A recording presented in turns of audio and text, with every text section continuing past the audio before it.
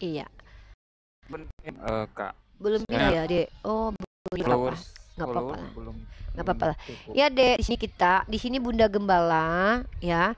Bunda Gembala membantu anak-anak domba, anak-anak serigala, anak-anak dewa atau anak-anak Teos untuk berpikir, belajar, kemudian sama-sama mengetahui gitu loh. Mungkin ada yang mau didiskusikan di Baik, sini. baik. Mm-mm. Tema aja, Kak. Oke, temanya Yesus tak kenal Kristen. Tuh, temanya dibuat sama Bang Paru. Yesus tidak mengenal agama Kristen. Menurut pendapat anak Teos gimana?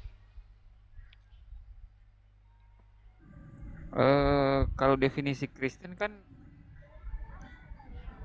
Kak tahu kan ya, definisi Kristen kan ya? Iya, dari kata Kristos ditambah kata ten, artinya n ditambah kata n, artinya kan pengikut Yesus. Masalahnya Yesus mengenal tidak liturgi-liturgi, ajaran-ajaran Kristen. Ada Yesus ajarkan itu semua. Karena setahu Bunda Menurut Gembala, bentar sedikit ya biar Bunda Gembala kasih tahu. Setahu Bunda Gembala, agama Kristen itu baru muncul di Antioquia di dalam Kisah Para Rasul ketika Yesus sudah tidak lagi di dunia.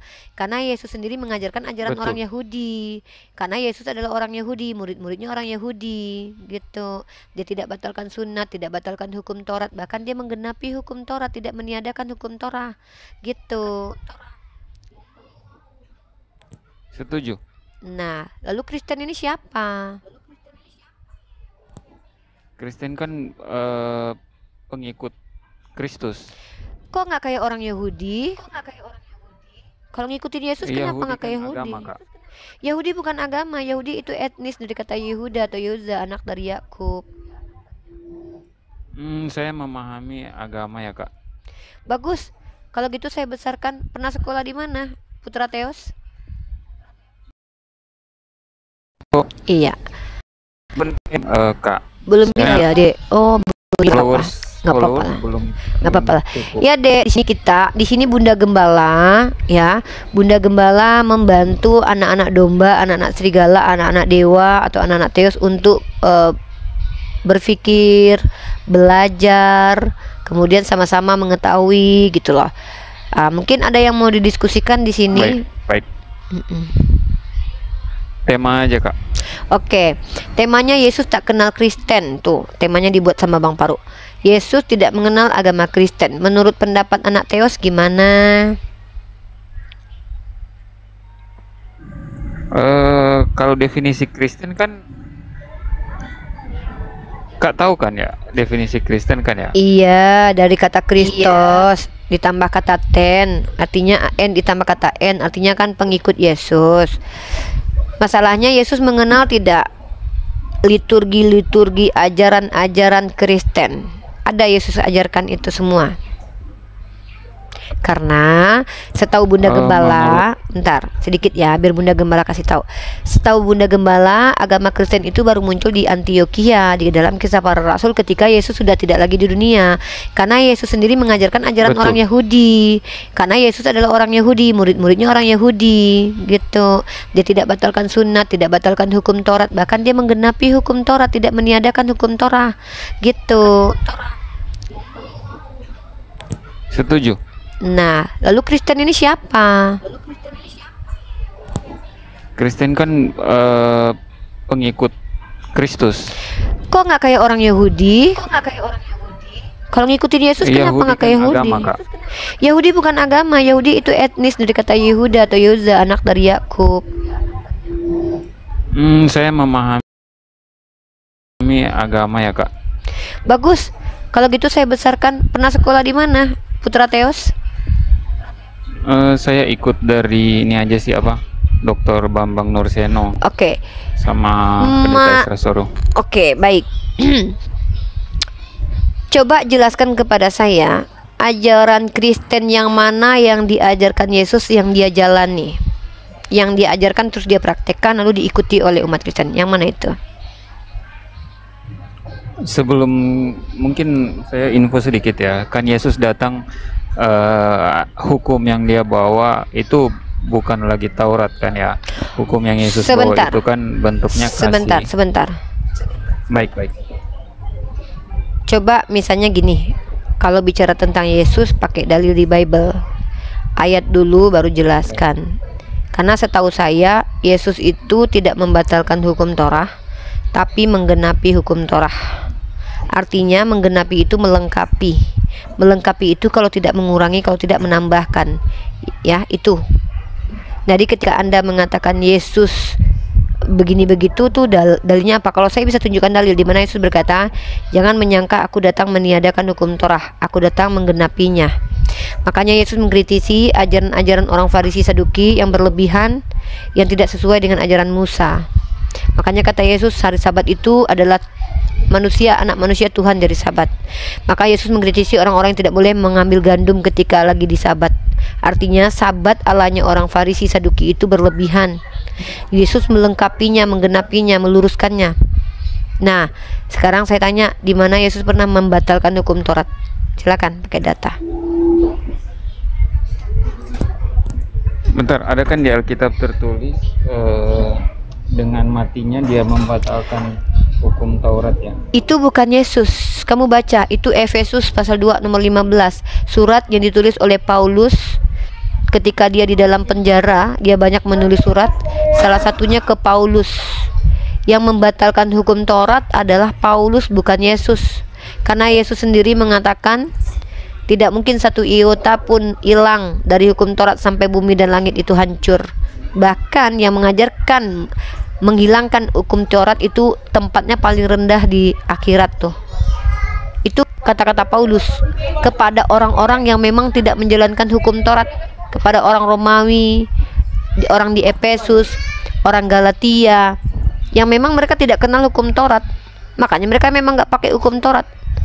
Nah, sementara Yesus orang Yahudi, muridnya orang Yahudi, yang dia bawa hukum-hukum Yahudi, dia katakan dia tidak membatalkan. Maka kenapa kok Kristen kontradiksi dengan Yahudi? Makanya saya tanya, ajaran Kristen ini yang diajarkan Yesus yang mana? Jangan cerita yang rohani, cerita yang material yang bisa dibuktikan. Coba sebutkan dari Katolik dan Protestan, liturgi dan ajaran Kristen yang diajarkan Yesus yang mana? Contoh, Yesus mengajarkan ke gereja enggak? Yesus mengajarkan berdoa begini enggak? Yesus mengajarkan berdoa sambil joget-joget, nari-nari enggak? Yesus ajarkan apa? Yesus ajarkan berdoa itu menengadahkan tangan. Yesus ajarkan berdoa itu kepala sujud ke bawah. Yesus disunat nggak makan babi. Yesus tidak membatalkan hukum Taurat. Nah, maka kalian Saturnalia, Santa Claus itu Yesus ngajarin, nggak ada kaitannya sama Yesus. Makanya saya tanya, apa kekristenan ini yang betul-betul sumbernya dari Yesus? Karena justru kalau saya bisa buktikan semuanya dari Paulus. Bahkan kalau kamu baca Matius 23:15, Yesus mengutuk orang Farisi, ahli Taurat yang mengajarkan agamanya, menyeberang lautan, melintas daratan, yang mempertaubatkan satu orang masuk ke agamanya, kemudian menjadikan orang itu menjadi orang terjahat di muka bumi 2 kali lebih lipat. Orang Yahudi itu nggak ngajarin agamanya eksklusif. Mana coba orang Farisi yang ngajarin agamanya keluar dari mereka? Nggak ada. Bahkan murid-murid Yesus saja, kata Paulus, itu dipilih untuk rasul bagi orang bersunat. Makanya agak bingung ketika Yesus yang versi anak Maria, sebelum katanya disalib, mengajarkan muridnya jangan pergi mengajarkan keluar Yerusalem, tiba-tiba bangkit mati, wajahnya berubah, mengajarkan ajarkan Injil ke seluruh makhluk, walaupun banyak ayat-ayatnya ayat tambahan. Ya, nah sekarang saya tanya nih, buat jujur-jujuran nih, kita nggak butuh orang pintar, butuhnya orang jujur. Apa satu ajaran Kristen yang diajarkan oleh Yesus dan dia sendiri jalankan? Silakan. Mungkin begini kayak kita kalau berpikir mengenai Yahudi ya, kita harus berpikir bahwa mereka tunduk kepada hukum Taurat sebagaimana Yesus tunduk kepada hukum Taurat. Nah, kalau kita bicara hukum Taurat, itu bicara berkat dan kutuk, Kak. Itu yang saya pahami ya. Jadi kalau kita hidup di bawah hukum Taurat, itu ada dua, berkat sama kutuk. Nah, kita kan ada 600 berapa misfot. Berkat kenapa, Dek? Yahudi Dek, itu kalau berkat kenapa? Iya, oke. Kalau berkat bagaimana, kalau kutuk bagaimana, saya nggak ngerti. Karena setahu saya, hukum Taurat menurut Bible itu sempurna. yang mengatakan hukum Taurat itu kutukan. Nah, lagi-lagi Paulus kan yang mengatakan hukum Taurat itu, ya saya tahu. Yang mengatakan hukum Taurat itu kutukan, yang mengatakan hukum Taurat itu tidak menyelamatkan, yang mengatakan hukum Taurat itu adalah kungkungan dalam dosa, itu Paulus. Makanya Kristen ini pengikut Paulus, bukan pengikut Yesus. Bahkan dalam kitab Anda, hukum Taurat itu kalau dijalankan itu membuat Tuhan cinta kepada hamba-hamba, dan bahkan membuat Tuhan menunaikan janjinya. Tuhan berjanji kepada Yakub, berjanji kepada Daud, berjanji kepada Abraham. Dalam kitab Raja-Raja dikatakan, jikalau anakmu hidup dengan memegang teguh firman Tuhan, maka aku akan penuhi janjiku yang pernah kujanjikan. Tiba-tiba kalian membatalkan hukum Taurat lalu mengaku kalianlah pewaris surga. Ini agak kontradiksi dengan kitab perjanjian lama nih. Makanya saya tanya, kalau memang kalian itu mengikuti Yesus, apa yang kalian ikuti, yang diajarkan, yang dikerjakan dia, lalu kalian ikuti. Makanya saya akan minta itu. Jadi jangan Anda coba jelaskan sesuatu yang saya tidak minta penjelasannya. Saya pembelajar kristologi juga nih. Apa yang saya tidak mengerti mungkin saya tanya kepada Anda. Apa yang ingin saya tahu pemahaman Anda, saya minta kepada Anda. Saya cuma minta pembuktian dari statement bahwa Anda pengikut Yesus. Maka pertanyaannya, apa ajaran Yesus yang diajarkan dia dan dia ikuti lalu Anda ikuti? Yang mana? Satu ayat saja kita bahas dulu. Silakan.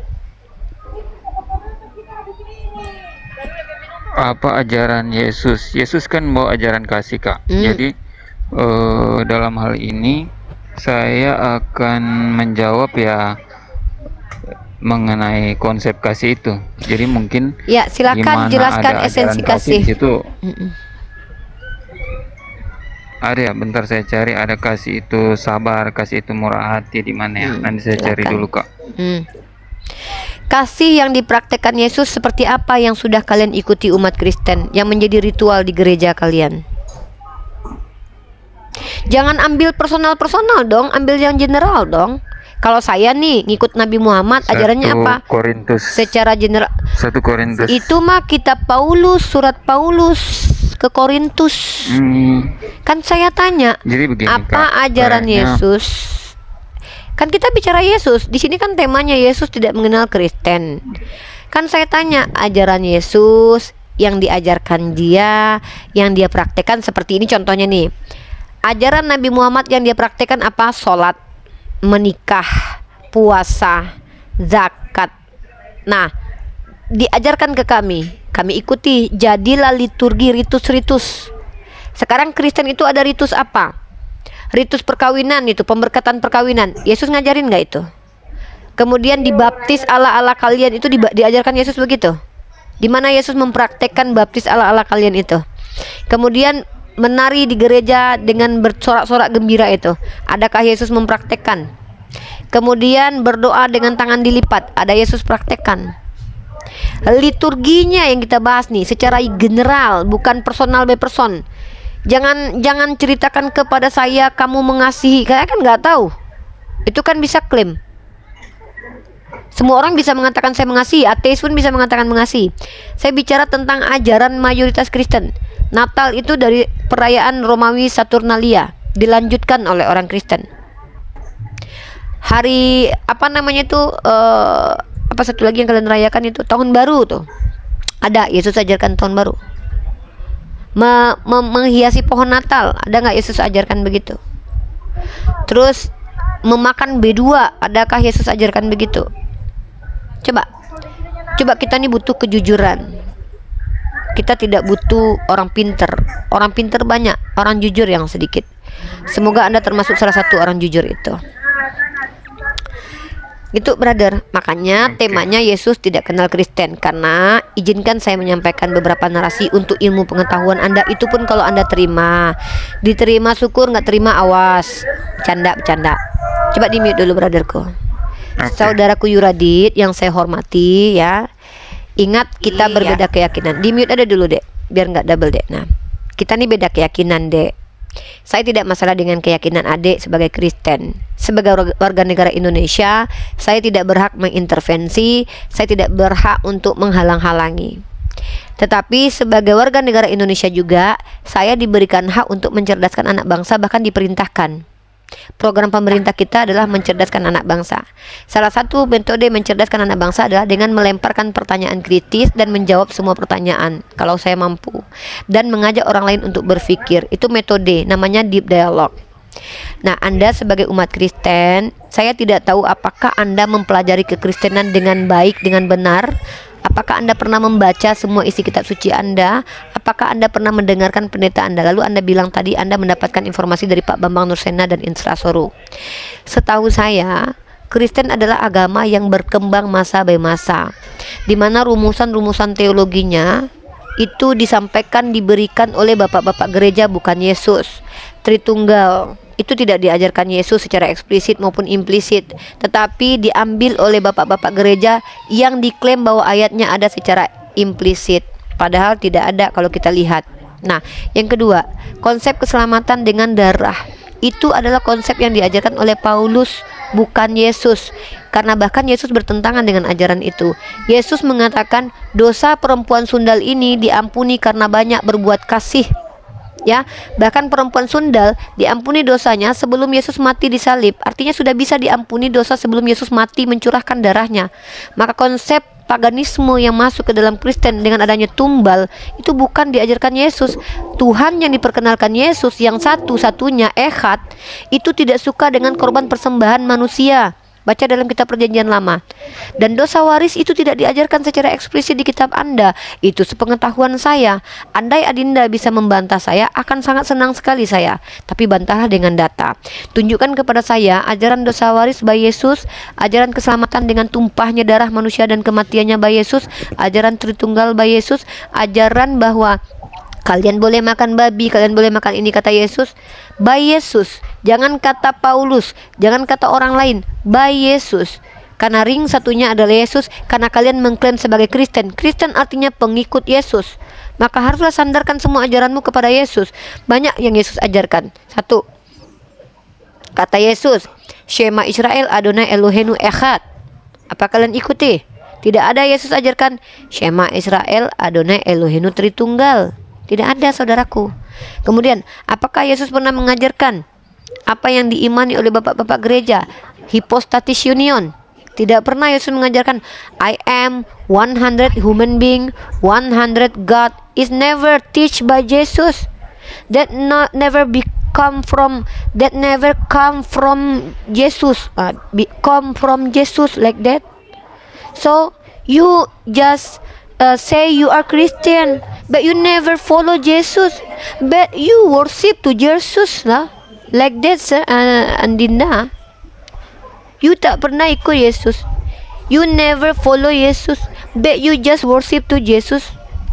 You antichrist, because in your book, dalam kitab 2 Yohanes pasal 7 ya, dikatakan barang siapa yang tidak menerima dia datang sebagai manusia, he is antichrist.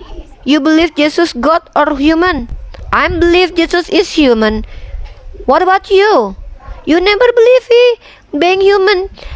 He is 100 human being, 100 God. This is not never Jesus teach. Ya, gitu ya. Seperti itu kira-kira. Gimana? Silakan Adinda.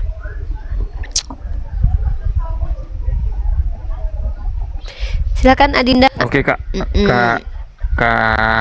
Kak Uni Rifa aka Profesor Zakir Naik. Not lah, nggak juga lah. Uni juga belajar. Uni sama-sama belajar. Uni mahasiswi semester akhir, masih harus banyak ini pelajari. Tapi setidaknya dalam proses belajar mengajar itu kita utamakan kejujuran. Tahu katakan tahu, tidak tahu katakan tidak tahu. Karena kita di sini ditonton banyak orang.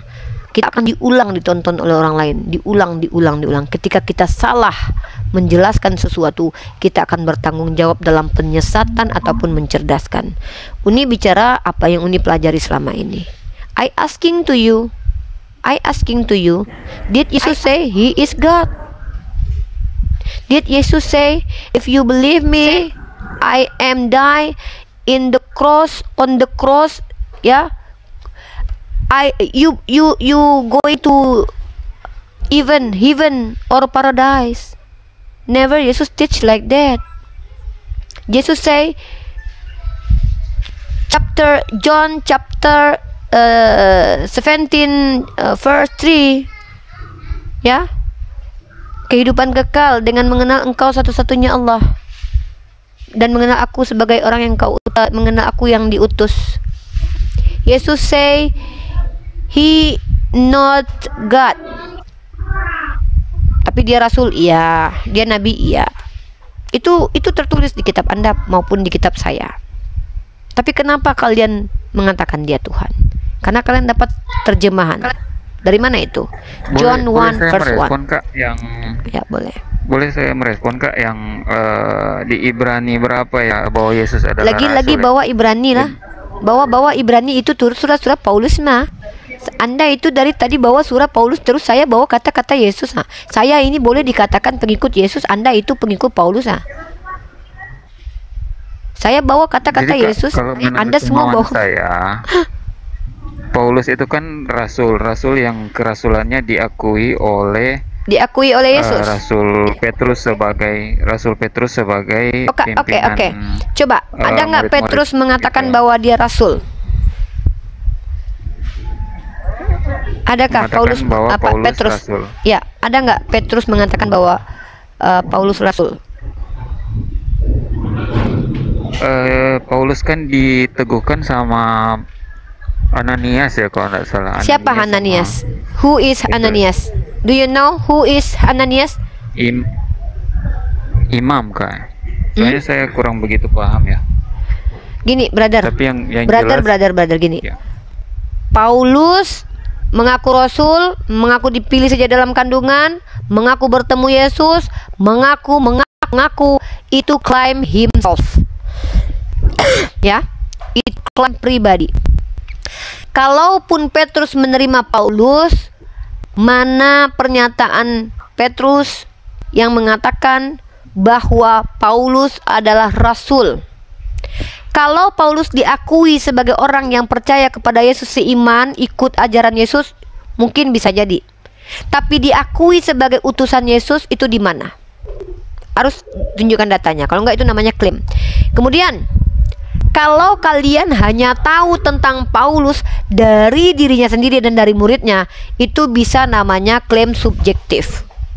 Tapi kalau kalian ingin tahu seseorang itu seperti apa, kalian tanya kepada orang yang bersama dengan dia, maka kalian akan tahu siapa orang itu. Karena kalau cuma saya bikin surat ke orang-orang, saya salam-salam saudaraku yang di Sumatera Barat, saya adalah penginjilnya Oten, saya menang debat 1000 kali, kalahnya nggak pernah. Salam-salam buat saudaraku di Madura, saya kalau naik ke TikTok saya pargonya 12 kali, pokoknya nggak ada kalah, dikirim paus 12 biji. Salam-salam buat saudaraku yang di Kalimantan, saya kalau di TikTok pokoknya dapat gift 1500 paus. Bisakah dikatakan itu kebenaran? Itu namanya klaim. Semua pengetahuan tentang Paulus, kalian, saya, dan kita semua dunia ini lebih banyak tahunya dari klaimnya Paulus, bukan dari klaim Yesus, bukan dari klaimnya murid Yesus. Ya, sebentar sedikit lagi. Maka ketika Paulus mengklaim dia sebagai rasul, coba ingat apa kata Yesus. Hati-hati dengan ragi Farisi. Apa maksud ragi Farisi? Kemunafikan orang Farisi. Paulus Farisi bukan? Farisi. Hati-hati dengan segala berbulu domba. Jadi orang yang menyesatkan itu memang harus mengaku dulu pengikut Yesus. Matius 24:24. Dia akan membawa nama Yesus dan bahkan dia mengaku Mesias. 1 Korintus 11 nomor 1. Di situ ditambahkan bahwa sama seperti aku pengikut juga, padahal sama seperti aku yang juga adalah Kristus. Bahkan dia mengaku bahwa aku adalah Bapa dalam Injil yang kuberitakan. Bahkan dia mengaku di dalam diriku juga ada Roteos. Jadi ketika Paulus mengajarkan ajarannya, dia banyak membuat klaim pribadi terkait tentang dirinya. Bahkan mengaku lebih hebat daripada, tidak kalah hebat dari Rasul yang 12 orang itu. Sementara Rasul 12 orang itu pilihan Yesus dan Yesus hidup bersama dengan mereka loh. Ini orang baru muncul kemudian ketika Yesus sudah naik ke surga. Bahkan Yesus mengatakan, jikalau ada yang mengatakan kepadamu Mesias ada di padang gurun, Mesias ada di dalam bilik, jangan kau percaya. Kenapa Anda percaya kepada Paulus yang mengaku bertemu Yesus ketika hendak ke Damsyik terguling-guling di padang gurun? Kenapa Anda percaya kepada Paulus yang mengatakan bahwa dia punya roh Tuhan ketika dia menulis dalam bilik penjara? Yesus sudah memperingatkan itu kepada murid-muridnya. Matius 23 nomor 15. Celakalah orang Farisi, ahli Taurat, mengajarkan agamanya, menyeberang lautan, menjelajah daratan, mentobatkan satu orang, dan kemudian pengikutnya akan menjadi lebih jahat 2 kali lipat dari dia sendiri. Tahu kejahatan Paulus? Kejahatan Paulus adalah menyesal Yesus yang bernama Stefanus sampai dia mati. Apa yang dilakukan oleh orang Kristen sepanjang peradaban? Inkuisisi. Ada agama lain yang melakukan inkuisisi? Tidak ada. Mana agama yang datang dari orang Farisi? Kristen. Emang ada agama yang datang dari orang Farisi? Tidak ada. Orang Yahudi itu tidak menginjili, tidak mentauratkan. Agamanya eksklusif. Nggak bisa orang sembarangan masuk Yahudi. Emang dia nyebarin agamanya? Tidak. Yang nyebarin agama siapa? Kristen. Islam. Apakah Islam muncul dari orang Farisi? Tidak. Mana agama Syiar yang muncul dari Farisi? Kristen. Karena Kristen pertama sekali disebutkan di Antioquia di tangan Paulus bersama kawannya Barnabas. Maka ketika dijelaskan kepada saya bahwa ketika saya jelaskan kepada Anda bahwa ketika Anda mengklaim Paulus sebagai rasul, itu menurut klaim dia. Tapi ketika kita tanya kepada Yesus, apakah ada lagi kau berkata akan memilih rasul setelah orang 12 murid ini? Ada. Yesus katakan kepada muridnya, aku akan memilih nanti rasul, kalian terimalah dia. Kenapa hal itu yang sangat penting tidak disampaikan Yesus? Tiba-tiba dia milih aja Paulus yang tadinya pembunuh Stefanus. Bukankah bahkan dia mengajarkan hati-hati dengan penipu, penyesat, pengajar pesesat ini. Dia ciri-cirinya apa? Serigala berbulu domba. Tidak mungkin pohon yang baik menghasilkan buah buruk, tidak mungkin pohon buruk menghasilkan buah baik. Paulus pohon baik, pohon buruk, buruk. Kenapa kalian percaya dia menghasilkan buah baik? Sementara Yesus akan, kalau untuk rasul, untuk nabi, untuk pengajar, tidak mungkin pohon baik berbuah buruk. Begitupun sebaliknya. Baca Matius pasal 7 15-21. Silakan dibaca. Matius pasal 7 nomor 18. Jadi ketika kalian mengatakan bahwa Paulus itu rasul, itu karena klaim dia. Maka saya katakan kalian pengikut Paulus, bukan pengikut Yesus. Karena ajaran Paulus dengan Yesus bertentangan. Yesus tidak membatalkan hukum Taurat, Paulus membatalkan hukum Taurat. Yesus mengampuni, Tuhan mengampuni dosa tanpa ada darah. Pesundal diampuni karena banyak berbuat kasih. Kata Paulus, tidak bisa tanpa darah tidak diampuni. Coba bayangkan, kontradiksinya parah, kontras sekali. Silakan ditanggapi. Baik Kak, izin. Jadi 2 Petrus 3 ayat 15 dan 16 itu Rasul Petrus juga mengkonfirmasi Rasul Paulus itu Kak. Jadi mana di situ dikatakan dia rasul? Ya. Anggaplah kesabaran Tuhan kita sebagai kesempatan untuk kamu beroleh selamat, seperti juga Paulus saudara kita yang kekasih telah menulis kepadamu menurut hikmat yang dikaruniakan kepadanya. Ada di situ dikatakan dia diangkat jadi rasul menurut. Dan kamu baca apa kata Yesus terkait tentang kamu tahu Petrus? Petrus ini salah satu murid yang dipilih yang mengingkari dia sebelum ayam berkokok. Yesus hidup saja dia sudah mengingkari Yesus. Dan kamu tahu kata Yesus, bahkan penyesat ini pun mungkin menyesatkan orang pilihan juga. Jadi kalaupun ada dari murid Yesus yang sesat mah wajar, karena Yesus sudah mengatakan penyesat ini pun mungkin menyesatkan orang pilihan juga. Jadi mana di situ legitimasi bahwa dia adalah rasul? Legitimasinya adalah dia dianggap orang yang punya hikmah, bukan rasul. Itu loh. Silakan.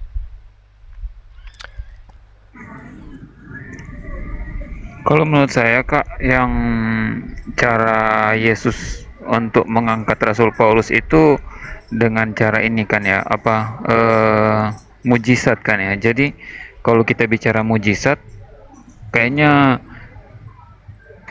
semacam mujizat itu apa deh? Coba dari Tuhan gitu. Mujizat itu kan artinya Rasul Paulus dalam. Bentar, saya potong langsung aja ya. Gini dek. Baik. Uni sangat menghormati kamu karena kamu orang yang mendengarkan dan berharap kenapa Uni banyak bicara pada akhirnya. Uni harap kamu renungkan dan pikirkan Matius 24:24.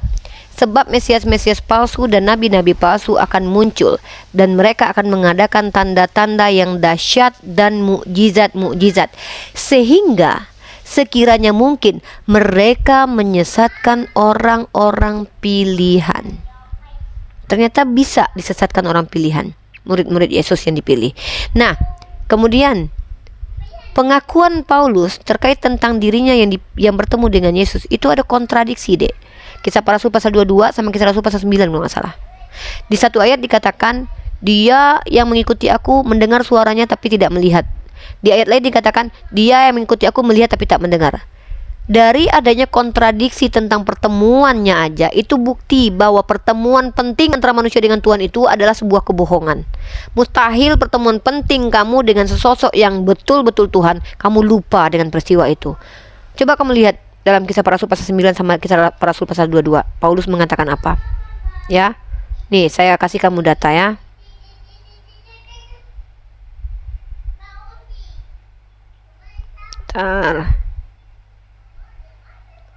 Biar kamu di sini belajar, kamu catat ayat-ayatnya. Ini saya mengajak kamu berpikir saja, tidak mau menyimpulkan. Kamu buka Kisah Para Rasul pasal 9 nomor 3 sampai 7 ya. Kemudian kamu juga buka Kisah Para Rasul nih. Dalam Kisah Para Rasul pasal ke-9 nomor 7, maka berdirilah orang-orang yang bersama-sama dengan dia, terdiam karena mereka mendengar suara itu tapi tidak melihat seorang pun. Dalam Kisah Para Rasul pasal 22 nomor 9, mereka yang bersama-sama dengan aku melihat cahaya tapi tidak mendengar suara. Ada kontradiksi pengakuan Paulus. Itu loh. Ada kontradiksi. Bagaimana mungkin mau mengatakan pasti salah satunya bohong kalau nggak dua-duanya bohong nih? Kalau memang secara logika, secara rasio, secara human being, Paulus itu tidak berbohong, mustahil dia salah-salah menjelaskan, tertulis lagi dalam kitab suci.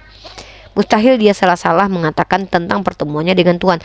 Dan lagi pula, apakah Yesus pernah menegaskan dia akan turun berupa roh?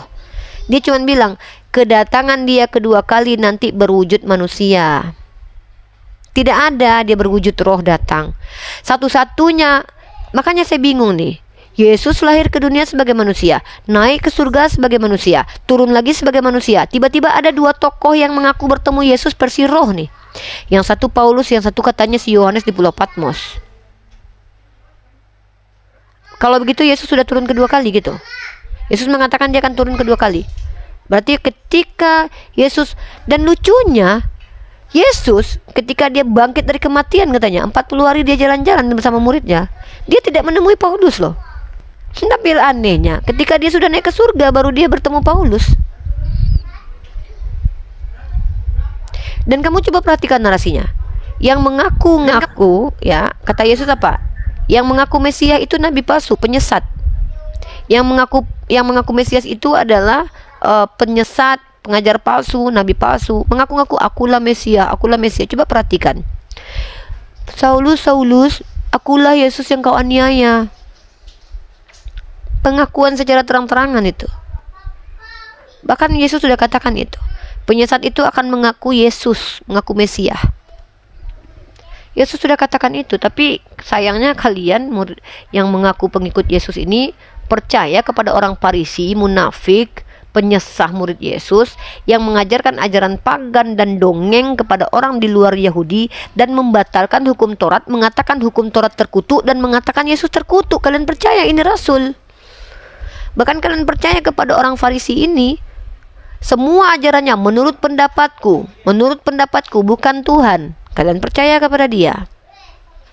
Bahkan mayoritas ajaran Kristen itu semua datang dari Paulus, bukan Petrus, bukan Yohanes, tapi Paulus. Coba apa yang liturgi kalian yang tidak datang dari Paulus? Kalian tidak jalankan hukum Taurat. Kamu baca tentang pembinasa keji dalam kitab Matius. Pembinasa keji menurut nubuatan Daniel. Apa ciri-ciri pembinasa keji? Berdiri di tempat kudus, menghilangkan korban bakaran. Siapa yang menghilangkan korban bakaran? Paulus enggak, Islam enggak. Kami punya korban setiap hari, setiap tahunnya. Kalian ada enggak korban bakaran? Enggak, karena kalian korbannya korban Tuhan, tumbalnya tumbal Tuhan yang tidak pernah diajarkan oleh nabi manapun. Makanya kalian mengaku pengikut Yesus, iya, itu klaim. Tapi pada faktanya kalian penyembah Yesus, pengikut Paulus yang mengaku rasul tanpa ada validasi jelas dari Yesus. Seperti itu adikku. Makanya Yesus berkata nih, percuma kalian beribadah kepadaku, ajaran yang kalian ajarkan ajaran manusia. Tidak setiap orang yang memanggil aku Tuhan, Tuhan masuk kerajaan surga, tapi yang mengikuti perintah Allah Bapa. Kalian ngikutin perintah Allah Bapa, kalian membatalkan kok. Yang mengutuk paling banyak itu kitab kalian tuh. Yesus dikatakan terkutuk, hukum Taurat dikatakan kutuk. Padahal hukum Taurat dari Tuhan yang Maha Kuasa menurut orang Yahudi. Lalu bagaimana adindaku mengatakan adinda adalah pengikut Yesus? Kenapa? Apa alasannya kalian mengatakan kalau kalian mengikuti Yesus? Silakan. Baik Kak. Pertama mau saya sampaikan mungkin mengenai konsep penampakan Yesus kepada Rasul Paulus. Dalam pemahaman saya itu bentuk teofani ya Kak. Jadi Yesus kan, Tuhan kan itu maha kuasa. Apalah sulitnya bagi Tuhan untuk menampakkan diri dalam bentuk apa istilahnya kayak dibilang teofani gitu. Tuh Kak. Coba Anda tunjukkan ke saya, Paulus pernah menegaskan bahwa dia akan datang untuk mengambil satu rasul. Terindikasi dia pernah memberikan informasi kepada muridnya, baik eksplisit, implisit, ataupun terserah lah. Karena dia sebelum naik ke surga menurut orang Kristen atau ke Uranos dalam bahasa aslinya itu ke langit, dia justru memperingati akan kedatangan nabi palsu, rasul palsu. Tiba-tiba dia memilih rasul. Bayangkan, kalian menyembah Yesus yang sudah memperingatkan berkali-kali, nanti akan datang penyesat, nanti datang pengajar palsu, nanti datang nabi palsu, mengaku pengikut aku, serigala berbulu domba, mengaku-ngaku membawa namaku. Bukan, nggak ada Yesus mengajarkan ada indikator bahwa nanti akan kupilih satu orang lagi untuk menambahkan kalian. Nggak ada. Yang ada itu nanti datang nabi palsu, mengaku domba padahal serigala. Tiba-tiba ada orang ngaku-ngaku bertemu Yesus dan orang tersebut tidak kena mengena dengan Yesus. Tidak ada kena mengena sama Yesus ketika Yesus 33 tahun di bumi. Padahal hidupnya sejaman. Dia mengaku dipilih sejak dalam kandungan. Paulus mengaku dipilih sejak dalam kandungan. Kalau memang dia sudah dipilih sejak dalam kandungan, ketika dia membunuh Stefanus, kenapa Yesus diam aja? Nah, kalau kalian bilang teofani, orang Yahudi tidak mengenal teofani itu. Teofani, theos, bahasa Yunani itu. Agama pagan yang memiliki teofani, penampakan Tuhan itu. Nah, makanya saya tanya, kalian umat Kristen yang mengklaim pengikut Yesus itu ajaran Yesus yang diajarkan dia, yang dia jalankan sendiri itu apa yang kalian ikuti? Kalian itu betul-betul benar-benar pengikut Paulus. Nih, saya tunjukkan sama kamu nih. Kamu catat ayat-ayatnya, ya. Paulus tidak memiliki kriteria sebagai seorang nabi dan rasul karena dia banyak berbuat keji setelah menjadi rasul, yang kalian semua bilang tidak pernah. Karena kalian tidak dapat apa-apa. Bahkan ketika dia mengaku tentang dirinya, terindikasi dia itu banyak berbohong. Dalam 2 Korintus pasal 11 nomor 8, jemaat-jemaat lain telah kurampok dengan menerima tunjangan dari mereka supaya aku dapat melayani kamu. Eksistensi, mendapatkan tunjangan. 2 Korintus pasal 12 nomor 11, sungguh aku telah menjadi bodoh, tetapi kamu yang memaksa aku. Sebenarnya aku harus kamu puji. Ya, NPD, Narcissistic Personal Disorder. Bahkan apa kata dia? Karena meskipun aku tidak berarti sedikit pun, namun dalam segala hal aku tidak kalah terhadap rasul yang luar biasa itu, menyetarakan dirinya dengan rasul-rasul yang dipilih oleh Yesus langsung sementara dia mengaku dipilih. Dalam kitab Roma pasal 3 nomor 7, tetapi jika kebenaran Allah oleh dustaku semakin melimpah bagi kemuliaannya, mengapa aku harus dihakimi sebagai orang berdosa, membela dustanya? Kemudian dalam 1 Korintus pasal 9 nomor 11, jadi jika kami telah menaburkan benih rohani bagi kamu, berlebih-lebihankah kalau kami menuai hasil duniawi daripada kamu? Nih cuan, ya, mengajarkan menjadi serigala berbulu domba. 1 Korintus pasal 9 nomor 20. Demikianlah bagi orang Yahudi aku menjadi seperti orang Yahudi supaya aku memenangkan orang Yahudi. Apa kata Yesus? Hati-hati dengan serigala berbulu domba. Paulus mengajarkan untuk jadi serigala berbulu domba. Mengajarkan ajaran kaum pagan dalam Kisah Para Rasul pasal 17 nomor 28. Sebab di dalam dia kita hidup ini, kutipan Aratus atau Epimenides. Mengajarkan dongengnya orang Yahudi memperlambangkan Yesus, mengatakan yang bukan firman Tuhan. 2 Korintus pasal 11 nomor 17 sampai 18, apa yang aku katakan aku mengatakannya bukan sebagai seorang yang berkata menurut firman Tuhan, melainkan sebagai seorang bodoh yang berkeyakinan bahwa ia boleh bermegah karena banyak orang yang bermegah secara duniawi. Aku mau bermegah juga. Membatalkan hukum Torah, ini paling fatal ini. Mengutuk hukum Torah, fatal. Mengutuk Yeshua anak Maria, fatal. Galatia pasal 3 ayat 13. Nubuatan nabi palsu, Matius 23 nomor 15. Ciri-ciri orang yang celaka apa? Farisi, ahli Taurat, mengajarkan agamanya sendiri, dan pengikutnya adalah orang terjahat 2 kali lipat menjadi orang neraka. Mari kita buktikan. Mari kita buktikan. Tunjukkan kepada saya satu agama yang datang dari Farisi, dari orang Farisi, yang kemudian pengikutnya mayoritas merusak peradaban sejak agama itu muncul. Selain Kristen, tunjukkan agama apa? Ini pembuktian nih. Saya nggak mau Kak kalau bahasa agama sensitif. Matius 23:15 Anda pelajari. Anda pelajari Matius 23 nomor 15, ya. Kenapa Uniriva tidak takut dengan narasi ini? Karena Uniriva bicara menggunakan data tekstual dan faktual. Data tekstual Matius 23:15, faktualnya adalah sejarah. Mari kita bahas sejarah nih. Pertama sekali Kristen dijadikan agama di dunia itu melalui tangan siapa? Konstantin. Siapa dia? Kaisar Romawi. Apa yang dilakukan? Orang Romawi itu penjajah, bro. Menyerang Italia dengan menggunakan nama Yesus, dengan mengatakan ada salib di langit. Menjajah itu, menginvasi itu. Baik nggak itu menjajah? Kemudian, adakah agama yang melakukan inkuisisi terstruktur, dilegalkan gereja, dibenarkan jemaat selama ratusan tahun lamanya kecuali Kristen? No, Kristen. Kurang lebih hampir 600 tahun. Baik Protestan maupun Katolik sama saja. Kolonialisme yang dibenarkan oleh agama, ingat, kalau yang kalian ikuti namanya Paulus, yang memberikan dogma namanya Paus. Ingat, yang kalian ikuti namanya Paulus, dogma yang memberikan dogma legitimasi buat kolonialisme penjajahan adalah Paus. Di mana tertulis Bula Kepausan Doktrin Interkaitera, di mana orang Kristen boleh mengeksploitasi negara-negara yang yang bukan dihuni oleh Kristen. Boleh dieksploitasi. Genosida suku-suku yang ada di aborigin, anak Theos atau hamba Allah. Genosida suku Kanada, Indian, asimilasi paksa.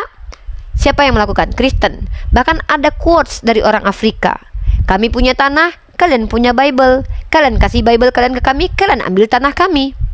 Ketika dirampok Afrika, Bible diberikan, dikristenkan. Kemudian tanahnya diambil. Yang melakukan konferensi Berlin, anak-anak Theos. Yang mengajarkan untuk kasih sayang Tuhan dengan kematian keji, Kristen. Dewa Molok, Kristen. Kemudian inkuisisi itu beragam ratusan tahun. Perang salib, Paus Urbanus kedua. Dikatakan oleh Yesus, yang celaka itu orang Farisi ahli Taurat, bawa agama sendiri, menyeberang lautan buat mengajarkan agamanya.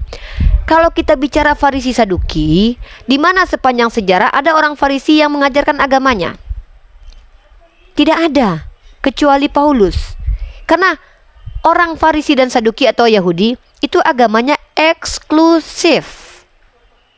Eksklusif. Ada agama misi, ada agama syiar satu lagi, namanya Islam. Apakah Islam sumbernya dari orang Farisi? Bukan. Tidak ada ceritanya. Karena dia adalah keturunan Ismailit. Farisi adalah sekte sesat dari kalangan Yahudi. Ada. Sepanjang sejarah umat Islam melakukan inkuisisi dan genosida seperti yang dilakukan umat Kristen. Pernah ada. Tapi itu kita bisa tahu sejarahnya bagaimana. Armenian misalnya. Saya bisa jelaskan itu. Ya, tapi kalau karena agama atas nama Tuhan menghabisi jutaan jiwa, Kristen, Bang.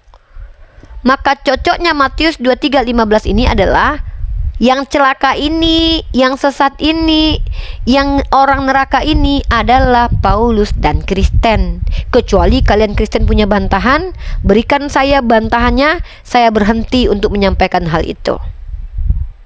Asal kalian punya bantahan. Kita pakai faktual sejarah. Kalau tidak ada misalkannya contoh, berarti Yesus berbohong. Masa kalian mau bilang Yesus berbohong? Ternyata itu nggak ada orang Farisi yang ngajarin agamanya terus menjadikan pengikutnya menjadi orang yang tersesat, menjadi orang neraka. Ternyata nggak ada. Berarti Yesus bohong dong. Tapi mari kita cocokkan dengan fakta sejarah. Kita ada di tahun 2025.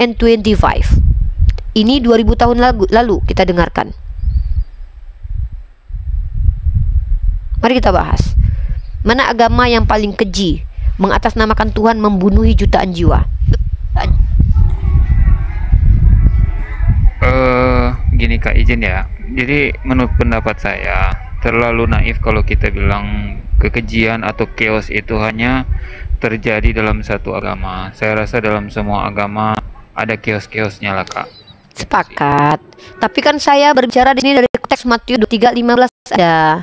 Coba perhatikan, baca. Makanya kalau kita bicara konteks kitab suci, fokus di ayatnya. Matius 23:15 itu yang celaka di situ tuh orang Farisi, ahli Taurat, menyebarkan agamanya, menyeberangi lautan, menjelajah daratan, kemudian mentobatkan satu orang yang menjadi orang neraka karena dua kali lebih jahat daripada kamu. Ingat, kalau 2 kali lebih jahat daripada kamu, Paulus itu pertamanya jahat. Kejahatannya apa? Membunuh para pengikut Kristus.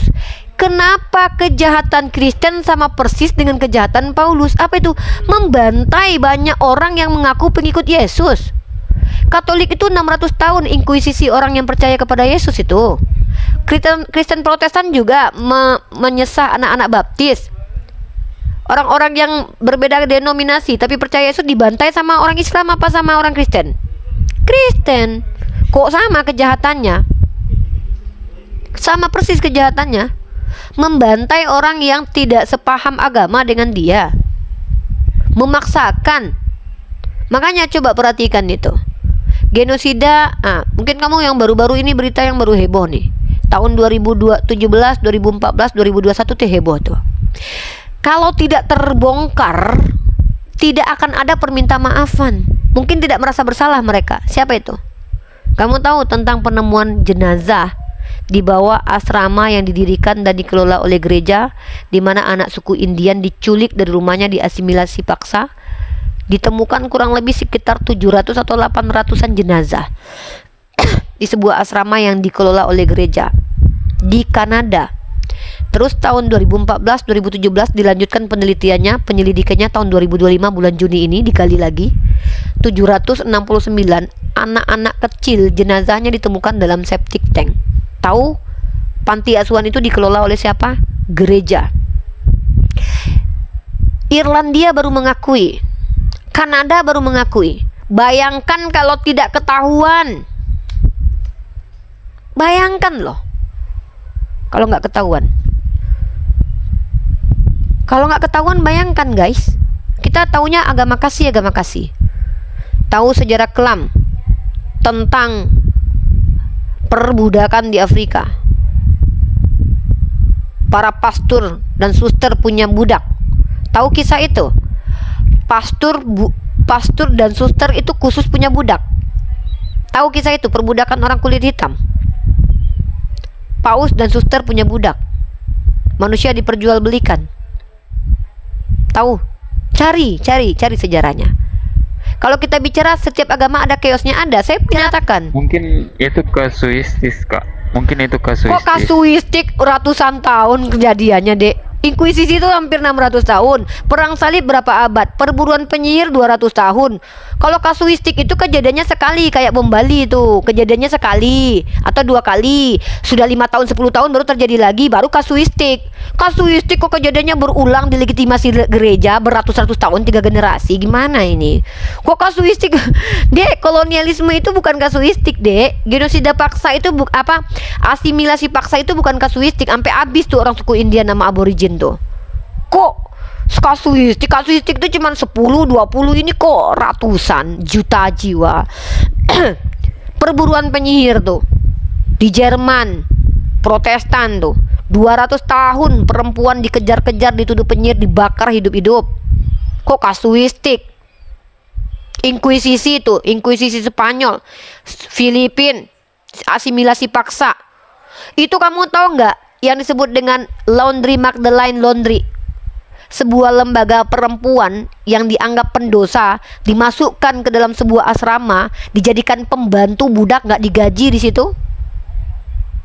Baru tahun berapa ditutup? Ayo, tahun 19-an itu.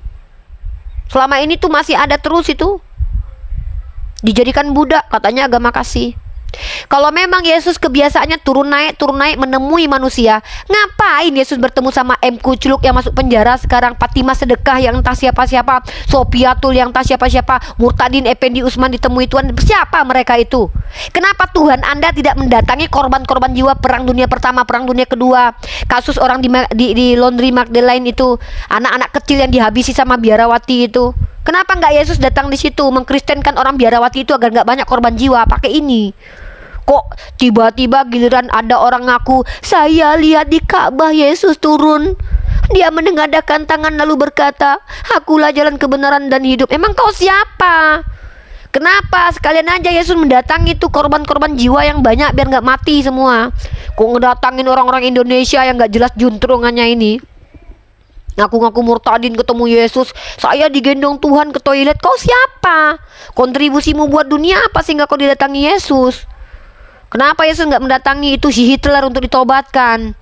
Kalau enggak 6 juta jiwa orang Yahudi mati, 6 juta jiwa nenek moyang Yesus dibunuh sama Hitler. Kalau memang kebiasaan Yesus mengkristenkan orang memilih, kenapa Yesus tidak datang kepada Hitler sebagai pendosa? Aku datang untuk pendosa, aku yang memilih, banyak terpanggil sedikit yang dipilih. Sulit bagi Yesus mengkristenkan Hitler kembali, menunjukkan dia jalan yang benar, menjadikan dia rasul bertobat. Kenapa Paulus yang bunuhnya cuma berapa orang? Hitler itu loh 6 juta jiwa dimatikan loh, Nazi loh. Hitler itu jadi penyebab Perang Dunia Kedua loh. Kok malah nggak didatangin sama Yesus? Kan lucu. Katanya kalau Tuhan turun naik bumi dan langit untuk mengkristenkan. Kenapa kok milih orang kok yang nggak ada gunanya buat peradaban? Murtadin yang ngakunya saya melihat Yesus pakai kolor sianian itu. Siapa itu? Apa gunanya itu murtadin itu dijamah Yesus, didatangi Yesus buat peradaban itu? Ada peradaban berhasil di tangan mereka. Andai mereka seperti Isaac Newton mungkin berubah saja di Kristen ini. Mantap ini, Yesus ada gunanya nih. Coba kamu perhatikan Eropa yang pernah dalam keadaan gelap gulita itu. Siapa yang mengeluarkan Eropa dari zaman gelap? Yang ngajarin mandi orang Eropa siapa? Yang ngajarin berak diceboin sih siapa? Islam. Coba berpikir saudaraku, saya nggak ngajak kamu jadi Islam. Jadilah Kristen sejati dengan mengikuti Yesus. Saya nggak ngajak kamu Islam kok. Islam itu agama pilihan, bukan agama yang ditawar-tawarkan. Saya nggak perlu nawar-nawarin Islam. Lebih baik umat Islam ini sedikit tapi berkualitas daripada banyak bak bui di lautan. Ngapain nyemak-nyemai dunia aja, ya. Mending jadi orang Islam sedikit tapi berkualitas ketimbang banyak tapi bak bui. Dulu Nabi Muhammad tuh sedikit berjuang menang terus. Begitu kami. Gak usah jadi Islam deh, jadilah Kristen, tapi jadilah pengikut Yesus sejati. Masalahnya dari mana kau tahu ajaran Yesus sekarang? Ada kau tahu ajaran Yesus dari mana? Tahu kau itu Matius, Markus, Lukas itu betul-betul ajaran Yesus. Dari mana tahu Adinda? Begitu. Pikirlah. Saya tidak ngajak Anda jadi Islam karena tidak boleh mengajak orang lain yang sudah beragama ke agama kita tuh melanggar SKB 2 Menteri. Saya hanya mengajak berpikir. Berpikir itu artinya adalah memfungsikan daya di dalam otak kita ini agar kita mempertimbangkan, apakah iya kalau Yesus itu bisa turun naik dari surga ke bumi mengkristenkan orang? Kenapa dia pilih MKC? Kenapa dia pilih MKC? Kenapa dia pilih si Yati itu yang lagi ke Mekah, artis yang gak laku itu tiba-tiba ke Mekah? Kenapa dia pilih Fatimah Sedekah, Fatimah yang ngakunya Sa'diyah itu, yang pakai masker itu loh? Apa gunanya si Fatimah itu buat peradaban? Dipilih Yesus setelah itu. Ada dia membuat penemuan hebat sehingga dia layak dipilih sama Yesus. Apa gunanya coba? Ini giliran yang didatangin Yesus, si Lina, si Nara. Kenapa bukan Hitler yang dikristenkan itu? Itu loh. Itu namanya berrasio kita. Pakai rasio berpikirnya. Kenapa nggak mendatangi Hawking? Secerdas itu Hawking. Kasihlah mukjizatnya, langsung Hawking berjalan. Langsung bertobat dari ateis jadi Kristen. Wah, bisa jadi saya pindah Kristen. Serius nih. Kalau ada pernah sejarahnya Hawking yang cacat, tiba-tiba langsung berdiri diurapi sama pendeta tangannya, ya kan? Didatangin Yesus malam-malam, tiba-tiba langsung berkata, akulah jalan kebenaran dan hidup. Berkhotbah dia. Wah, bisa jadi aku pindah Kristen. Ini Saifuddin Ibrahim yang didatangin Yesus, MKC yang didatangin Yesus, Fatimah Sedekah yang didatangin Yesus, si Pendi Usman yang didatangi Yesus, Sopiatul. Siapa itu? Apa gunanya buat keluarganya aja mereka nggak berguna, apalagi buat peradaban. Pikirlah saudaraku, pikirlah. Apa iya Yesus adalah Tuhan pencipta langit dan bumi ngedatangin orang kayak gitu yang nggak berguna itu? Hah? Perusak peradaban itu? Hah? Coba kasihlah dulu pencerahan ini. Gimana ini? Kok Yesus turun naik malah mendatangi Paulus? Kenapa tidak menghidupkan itu yang namanya? Kenapa tidak menghidupkan para scholar yang sudah mati berkali-kali yang banyak-banyak itu? Kenapa tidak menghidupkan Aristoteles gitu? Kenapa malah membangkitkan Lazarus? Boleh saya tanggapi, Kak? Iya. Boleh. Baik. Kalau menurut saya, kalau ditanya apakah tidak lebih baik Yesus datang kepada Stephen Hawking atau orang-orang tokoh-tokoh yang terkenal, saya akan jawab tentu saja itu mungkin. Apalah tidak mungkin bagi Tuhan ya. Cuman kenapa Yesus datang kepada orang si A si B? Saya akan jawab ada rencana Tuhan atau ada maksud Tuhan di balik orang yang dilawat ini gitu. Ya, apa maksud Yesus? Apa gunanya orang-orang itu? Paulus buat peradaban apa? Si Fatimah Sedekah buat peradaban apa? Si M. Kucluk, si Murtadin, si Handayani yang aku ketemu Yesus pakai kolor itu gunanya buat peradaban apa? Yesus berkata, aku datang untuk pendosa. Kurang dosa apa itu Hitler? Kurang dosa apa itu Hawking menolak adanya Tuhan? Kenapa kok nggak datangin itu orang-orang yang memperbaiki peradaban? Kenapa malah mendatangi orang-orang yang nggak berguna buat peradaban? Seolah-olah kalian mau mengatakan Yesus itu aneh gitu loh, mengkristenkan orang yang nggak ada manfaatnya buat peradaban. Apa guna si M. Kucluk di penjara? MKC atau MKC, orang Islam yang ngakunya nggak ketemu Yesus itu rata-rata murtadin ketemu Yesus katanya. Apa guna mereka buat peradaban? Buat keluarganya aja jadi sampah. Saifuddin Ibrahim gunanya apa buat peradaban? Menyatukan antara Amerika dengan Indonesia. Makanya bingung saya ini. Nih Yesus punya kerjaannya tuh kok nggak ada gunanya buat peradaban gitu loh. Kalau Yesus sebagai Tuhan itu berpikir ya, pikirannya tuh jelas, dia akan datangi orang yang bermanfaat buat peradaban supaya peradaban lebih baik loh. Hawking, Isaac Newton dibangkitin, Hawking diobatin, dikristenkan, Hitler dikristenkan, ya. Abraham Lincoln dijadikan pastor, dijadikan rasul karena dia yang membuat perdamaian. Abraham Lincoln. Kalau mau nyembah manusia mending nyembah Abraham Lincoln karena dia yang memperhentikan perbudakan loh. Nelson Mandela, setidak-tidaknya Nelson Mandela itu mengajarkan kasihi musuhmu. Ketika dia di penjara 27 tahun, sipir mengencingi dia, menyiksa dia. Setelah dia sukses, apa dia datangi sipir, ditampar enggak? Ngapain menuhankan, ya mohon maaf ya, merasulkan orang-orang yang enggak ada guna buat peradaban. Nelson Mandela tuh mending disalibkan tuh, bermanfaat lagi tuh. Tahu Nelson Mandela, gara-gara dia tuh supremasi kulit putih itu terhilangkan itu. Orang kulit hitam langsung wow. Kalau nggak orang kulit hitam tuh dihina, dinista tuh. Kehadiran Yesus sebagai orang kulit putih menaikkan orang-orang yang supremasi kulit putih tuh, sombong-sombong tuh orang kulit putih tuh gara-gara Yesus kulitnya putih. Untung ada Nelson Mandela. Sayangnya Nelson Mandela bukan Tuhan. Nelson Mandela itu adalah manusia yang bahkan karyanya besar buat perubahan peradaban. Peradaban berubah gara-gara Nelson Mandela yang suka pakai baju batik. Fakta itu. Kenapa nggak nyembah Nelson Mandela aja sekalian gitu loh? Paulus gunanya buat peradaban apa? Para murtadin yang ditemui Yesus itu gunanya buat peradaban apa? Pendeta gunanya buat peradaban apa? Coba. Pendeta yang dapat Nobel tahu pas uskup. Kan Kristen, Kak. Uskup Belo tau nggak yang dapat Nobel? Itu baru dapat Nobel tahu-tahu sudah dapat ini melecehkan anak kecil. Jadi apa gitu loh? Apa pastor? Kalau ustadz, kalau ulama Islam, nih Al-Khawarizmi, jangan bilang Isaac Newton itu Kristen Tritunggal ya, dia Unitarian loh ya. Dia bukan orang yang religius, maksudnya dalam artian menyembah kepada Tuhan tiga tapi satu itu loh. Ya. Salah kalian nanti, dia itu Unitarian sama kayak kami, pemahamannya Islam. Ya. Nah, tapi kalau kamu lihat Ibnu Sina, Al-Khawarizmi, mereka adalah orang-orang yang disebut sebagai ulama loh, bukan orang kaleng-kaleng dalam Islam loh. Mereka belajar fikih, belajar tauhid loh. Berpengaruh nggak buat peradaban? Pengaruh. Pengaruh mereka. Nah, di Kristen, Galileo aja yang kemudian ilmunya diambil, dibunuh sama gereja Katolik. Makanya aku bilang ini, ketika kalian agamanya yang pernah memerangi ilmu pengetahuan di abad Katolik ke-9. sudah minta maaf kah itu? Kalau minta maaf Mengenai pembunuhan mah, itu. aduh, kalau minta maaf bukan memperbaiki peradaban itu namanya. Itu mah. Kalau minta maaf itu bukan memperbaiki peradaban, Dek. Saya habis membunuh ribuan orang, habis itu saya minta maaf. Artinya saya memperbaiki peradaban gitu.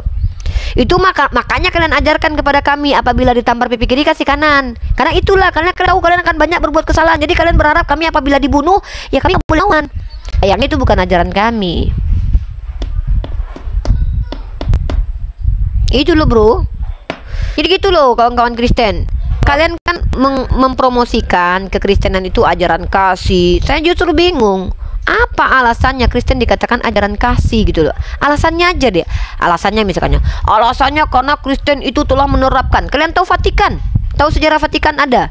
Vatikan itu berdiri karena Paus berkoordinasi dengan salah satu pemimpin yang sangat fasis dan juga otoriter bernama Benito Mussolini.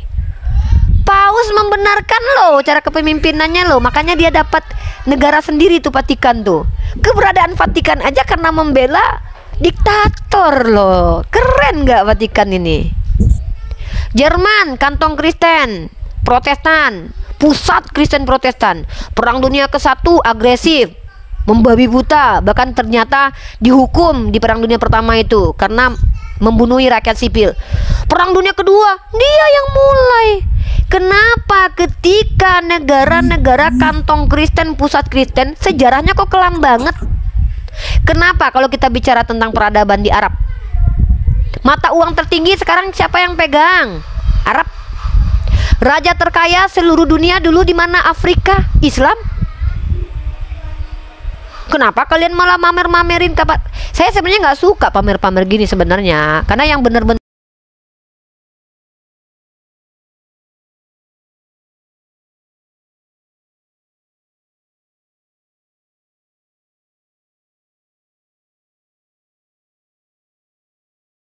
saja, nggak usah bagi kampung saya, nggak usah bagi Jakarta, nggak usah bagi dunia, bagi Saya Yerusalem. jawab mujizat kak. Apa mujizatnya yang manfaat yang bisa dirasa sampai detik ini untuk peradaban di Yerusalem apa? Justru Yerusalem menjadi negara tempat paling hancur hingga detik ini karena gara-gara Tuhan pernah lahir di situ direbutin sama orang. Untung Yesus nggak lahir di Bukit Tinggi. Sempat Yesus lahir di Bukit Tinggi, kacau itu kampung saya. Kenapa Yesus tuh?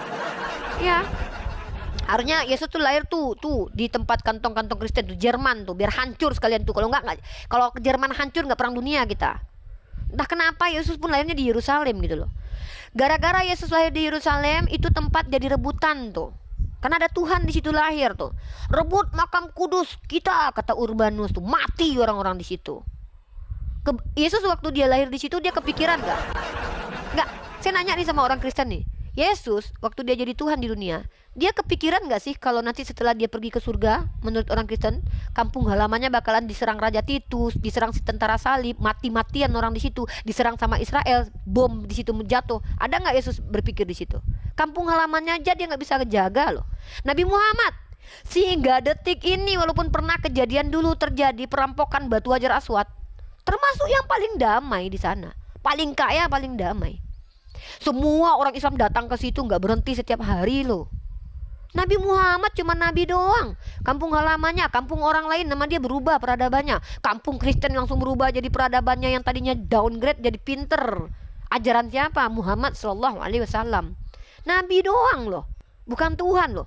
Lah ini Tuhan lahir ke Yerusalem 33 tahun. Pertanyaan saya, implikasi kebaikannya buat RT setempat apa?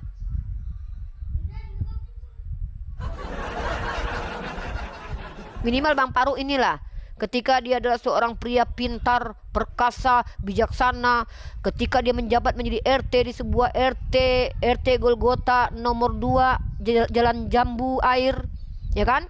Di situ tumbuhlah di situ rumput-rumput yang hijau, kambing tidak ada yang mencuri, aman tenang di situ. Ah, mantap. Mending nuhanin Bang Faruk. Tapi ketika Yesus hidup di Yerusalem 33 tahun. 33 tahun. Manfaat buat RT setempat itu apa gitu? Itu pertanyaan serius loh, walaupun bercanda saya.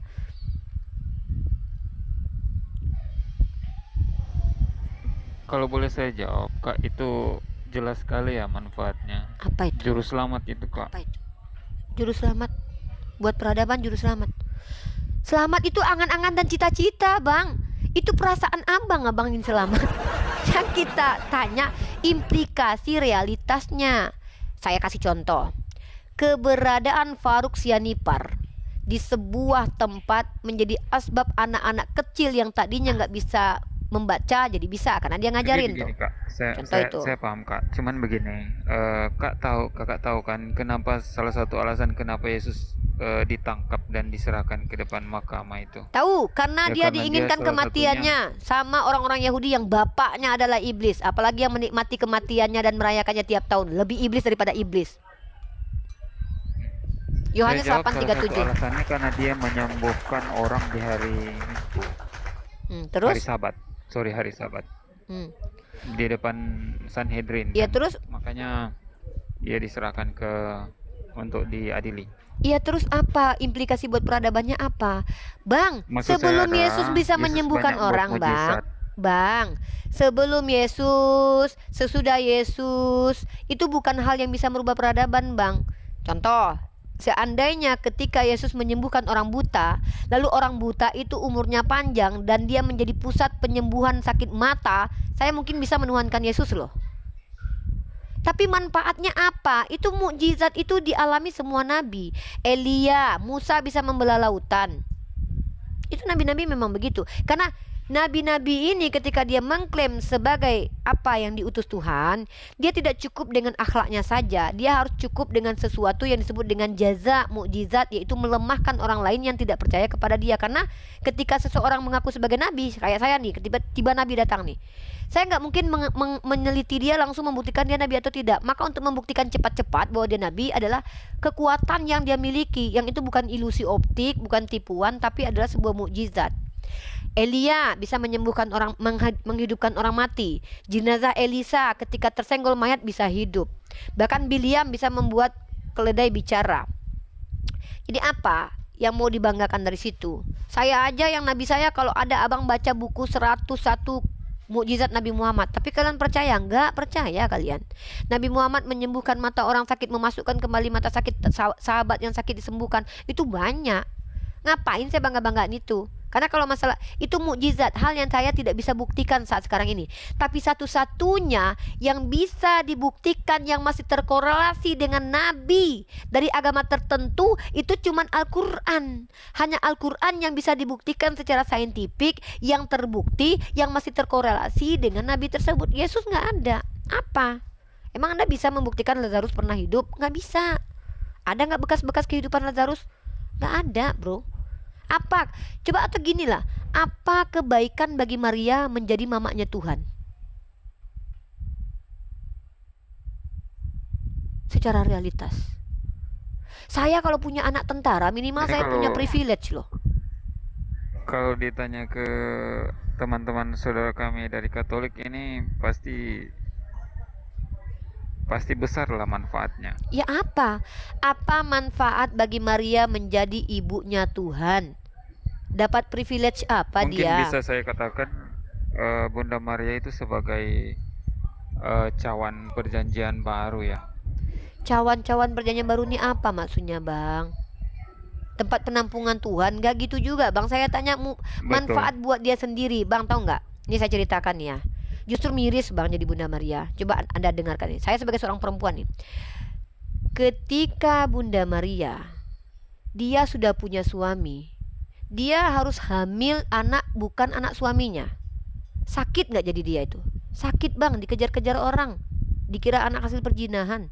Rugi, Bang, harusnya dia. Anak Roh Kudus, Kak, anak Roh Iya, Kudus. kan orang nggak tahu pada waktu itu. Emang semua orang tahu waktu itu anak Roh Kudus. Makanya dia makanya dia kabur-kaburan kan.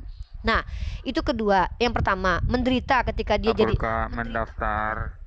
Duh, Bang, kalau ngomong tuh pakai ayat. Saya bahkan udah di otak saya isi kitab Anda. Nah, ketika Maria yang punya suami, pecah perawan pertamanya bukan sama suaminya loh, tapi sama kepala bayi yang adalah Tuhan. Pertama. Yang kedua, ketika dia jadi ibu Tuhan, dia kaya enggak? Enggak. Bahkan ketika anaknya hilang umur 12 tahun, dia cari 3 hari 3 malam loh. Waktu dia ketemu sama ini anak, malah anaknya enggak, malah minta maaf. Enggak. Kenapa kau cari aku? Bukankah aku harus ada di rumah bapakku? Malah dimarahin dia sama Tuhan ini. Nah, ketika Yesus bisa merubah air jadi anggur, menurunkan roti, kehidupan Maria tercatat enggak kalau dia makmur sebagai mama Tuhan? Terus ketika Yesus naik ke surga, Maria dibawa enggak? Ada nggak cerita tentang Maria setelah Yesus naik ke surga? Maria ini seolah-olah sebagai tokoh, sebentar. Maria dalam iman Kristen, tokoh luar biasa sebagai manusia yang mengandung Tuhan yang diabaikan kehidupannya. Ada kalian tahu kisah Maria selanjutnya setelah Yesus naik ke surga? Hah? Coba. Boleh saya ini Kak, saya tanggapi sebentar. Kalau kita membahas soal Bunda Maria ya, kita harus paham situasi di saat penulisan ini, bahwa budaya paternalis atau budaya penulisan penokohan sejarah itu ditulis laki-laki Kak. Saya rasa kakak tahulah bahwa budaya makanya saya bilang tidak ada privilege yang diterima oleh Maria sebagai mamahnya Tuhan. Sedangkan saya aja kalau punya anak presiden tentulah punya privilege. Ini mamah Tuhan loh. Kalau kalian mau mempromosikan Yesus depan kami, minimal dia membahagiakan keluarganya dulu. Keluarganya ada nggak yang Kristen? Keluarga Yesus ada nggak yang Kristen?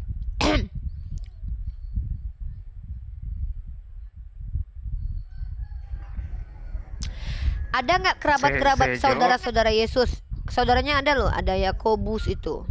Ada siapa itu yang saudaranya tuh? Papahnya Kristen nggak? Mamahnya Kristen nggak? Saudara-saudaranya Kristen nggak? Tetangga-tetangga dekat Kristen nggak? Makanya saya bingung nih. Kalau memang Yesus sebermanfaat itu hadir ke dunia, pertanyaan saya itu cuma satu. Apa manfaatnya buat keluarga terdekatnya? Itu aja.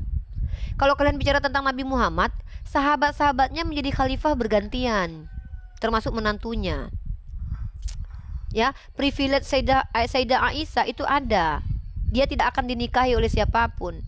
Bahkan beliau, perhatikan, beliau menjadi ulama. Sayyidah Fatimah, beliau memilih hidup sederhana, tidak berdunia harta, bukan itu, tetapi bagaimana kecintaan orang kepada umat Islam kepada beliau. Dan kami tahu cerita hidup beliau. Ya, ada privilege-nya bukan masalah ini nabi aja loh ya. Kita mau membandingkan nabi dengan Tuhan loh. Manfaatnya kenabian Nabi Muhammad kepada sahabat dan ininya terdekatnya apa? Dijamin surga. Ada Nabi Muhammad bilang itu, Abu Bakar masuk surga, Umar masuk surga, Ali masuk surga. Ada. Yesus ada nggak bilang, mamahku masuk surga, papaku masuk surga, kerabatku masuk surga? Yang dijamin Yesus masuk surga, dan itu pun nggak jelas. Maksudnya orang yang mati bersama Yesus disalib, hari ini juga kau bersamaku di Firdaus katanya. Penjahat yang dijanjikan ke surga. Kata dia hari itu. Tahu-tahu dia mati 3 hari. 40 hari baru naik ke surga. Firdaus dan surga itu berbeda Kak. Surga itu dalam bahasa Yunani paradise, heaven. Paradise, Firdaus, paradise. Uranus itu langit, samawi itu agama langit, samawati. Bahasa Arabnya. Cobalah kamu perhatikan itu. Yesus bilang apa? Hari ini juga kau bersamaku di Firdaus. Kayak janji cale. Hari ini katanya. Tahu-tahu dia mati 3 hari. Dia nggak berdaya 3 hari. 40 hari kemudian baru naik ke surga. 43 hari lamanya baru dia ke surga. Kata dia hari ini juga kau bersamaku di Firdaus. Entah kemana-mana lah penjahat itu rohnya menggentayangan kan. Soalnya Yesus kemana? Ke dunia orang mati dulu. Coba kau baca itu adikku. Kata Yesus, hari ini juga kau bersamaku di Firdaus. Itu janji kosong pada akhirnya. Orang Yesus mati 3 hari ke dunia orang mati. Sama siapa lah orang itu ya? Mungkin kata dia, mungkin mengutuk lah orang itu ya. Kurang ajar katanya. Katanya hari ini aku bersamanya di Firdaus. Tahu-tahu dia mati dulu 3 hari. 40 hari kemudian baru dia ke surga katanya. Udah nunggu-nunggu lah aku katanya kan. Sampai sore aku tunggui, malam nggak juga datang katanya. Udah capek aku kupikir ya juga aku ke surga katanya kan. Iya nggak? Yang itu loh dek. Kan kau tahu yang itu loh dek, yang penjahat yang disalibkan sama Yesus itu. Hari ini juga kau bersamaku di Firdaus katanya. Tahu-tahu Yesus mati 3 hari. Kan ada aja Yesus ini kan. Kadang-kadang aku bingung loh. Makanya aku tanya. Coba gimana itu penjelasannya itu dek? Aku nggak nyalahin Yesus sih, cuman aku yakin nih penulisnya kurang ajar ini. Yesus kefitnah gitu kayaknya, seolah-olah Yesus menjanjikan tapi nggak tepat gitu loh. Coba aku sama Bang Faruk bilang, Bang Faruk bilang sama binimu ya, hari ini mau ngajak ke mall katanya. Toto 40 hari kemudian aku berdatang, ditampar sama bini Bang Faruk. Penipu kau Uni katanya. Kau bilang mau hari ini ke mall sama aku katanya. Toto sebulan lagi kau datang katanya. Kan kayak gitu deh. Makanya gimana itu? Coba kalian berpikir. Jadi bisa saya sampaikan Kak, Apa deh? Tuhan itu dia kan tidak terikat ruang dan waktu. Di saat Yesus mati, Tuhan Yesus mati, dia sudah mengenakan tubuh kemuliaan, jadi sudah nggak terikat lagi sama ruang dan waktu. Apalah susahnya bagi Tuhan untuk berada di 2 tempat sekaligus di waktu yang sama. Itu yang saya jawab sih Kak. Berarti yang di surga Yesus, yang di dunia orang mati Yesus gitu, di 2 tempat sekaligus dia. Berarti banyak lah Tuhanmu kayak Naruto gitu ya dek ya. Makanya dia juga ada di artinya kayak Naruto itu kan punya kuasa. Apa namanya guys? Di bawah dong, apa namanya? Yang ini tuh apa namanya guys? Apa dek? Coba dibuat typing dulu. Kage Bunshin. Tahu dia. Jadi Yesus punya kage Bunshin juga gitu. Sebenarnya logikanya tidak seperti itu sih Kak. Itu kan penjelasannya kan kayak gitu contohnya. Kage Bunshin itu kan Bang Faruk pengen ngomong kayaknya. Itu saya bisa jawab. Itu sama tidak Kanda terikat sama Om Faruk dulu. Om Faruk ini dia mungkin ada yang mau disampaikan Om Gembala dulu nih. Silakan Om Faruk. Baik Kak, baik.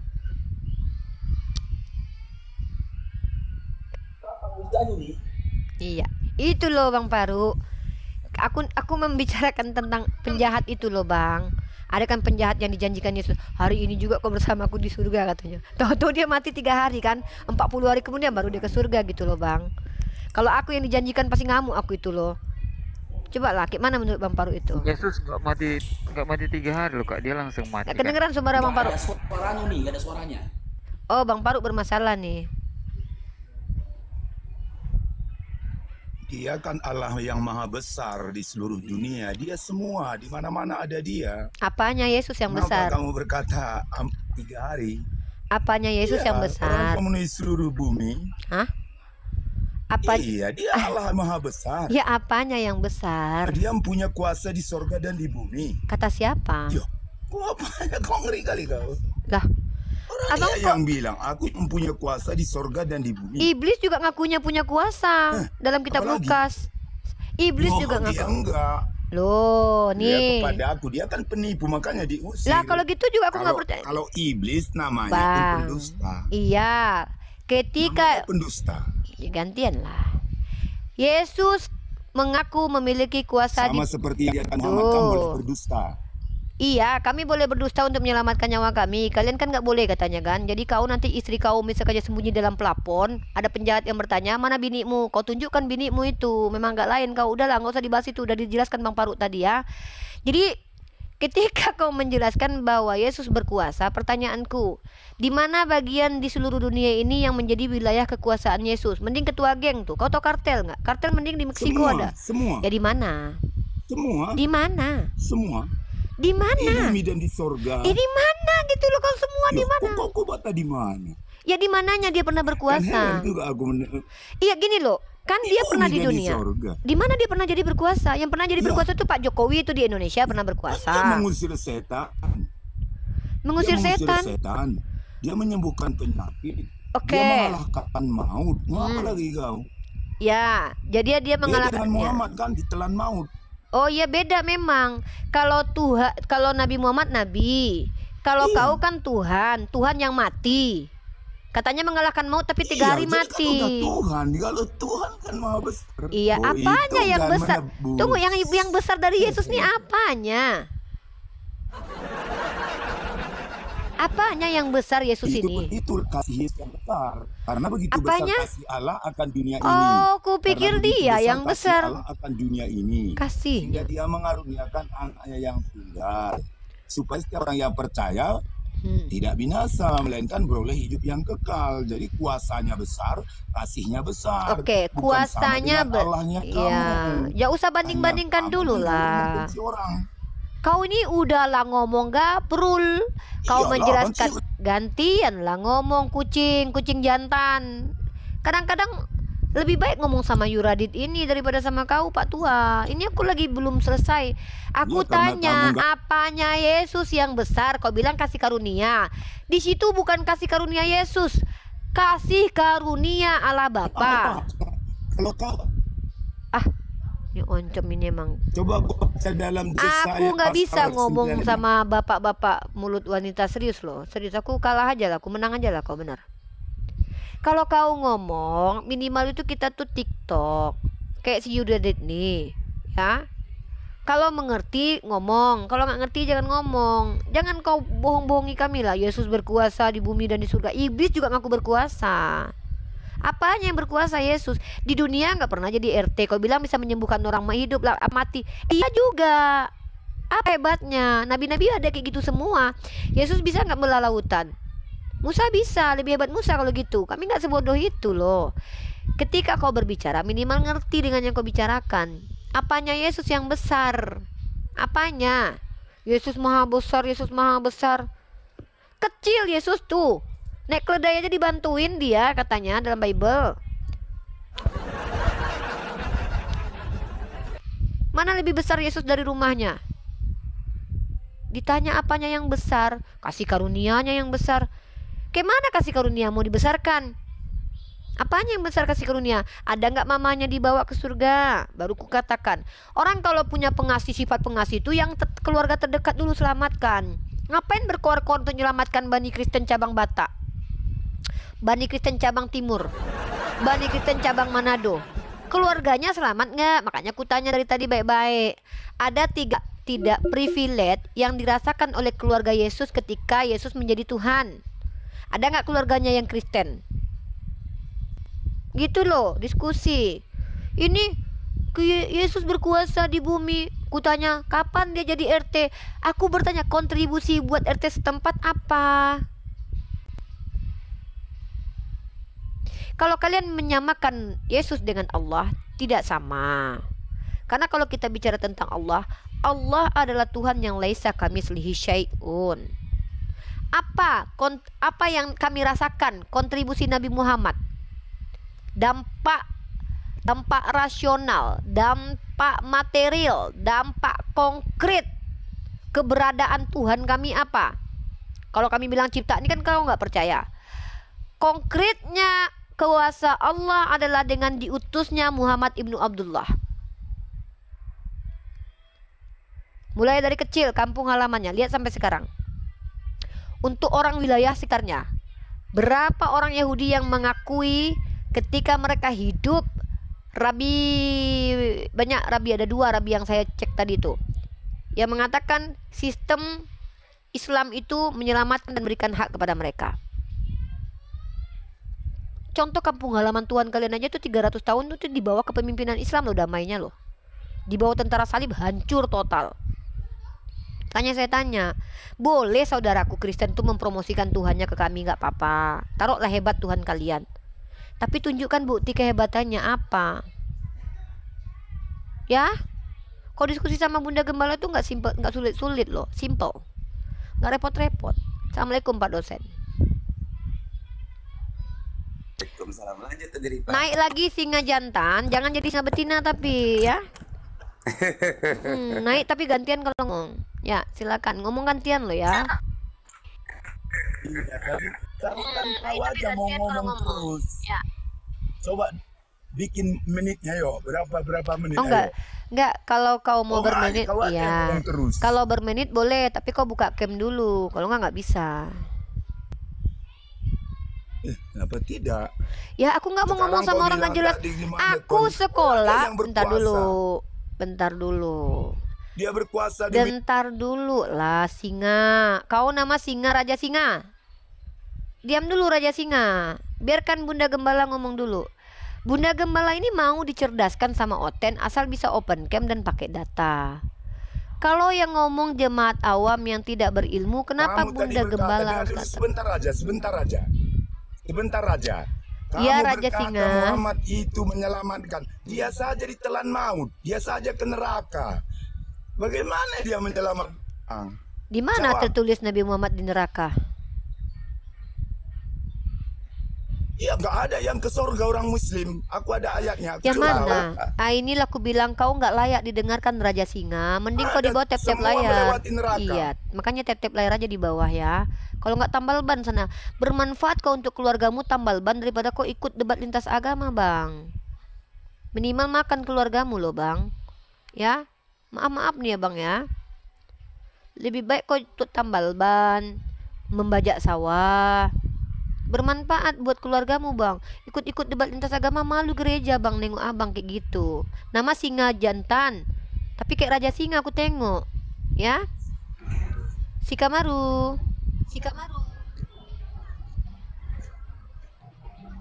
Iya, kayaknya lebih ini nih Rifa. Apa namanya? Teman-teman Oten ini lebih mengedepankan doktrinnya sehingga tidak menguasai Bible-nya sendiri. Itu poin utama. Yang terjadi apa? Mereka mencoba mengikut atau informasi dari Edis ya, yang Edis tukang tipu.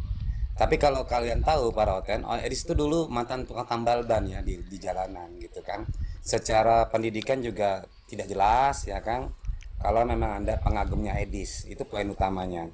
Jadi kalau bicara pada sisi literatur, sangat lemah sekali Edis menggunakan beberapa data.